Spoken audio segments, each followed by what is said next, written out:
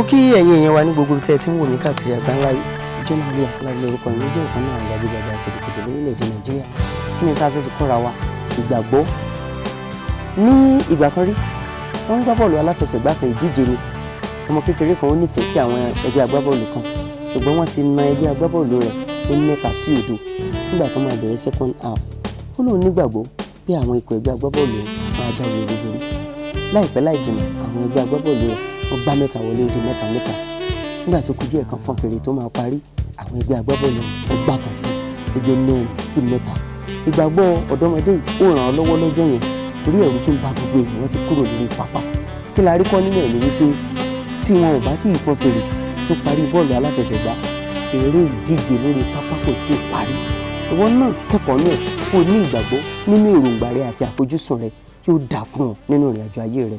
Ẹ ṣé o, ó dìgbà míì náà.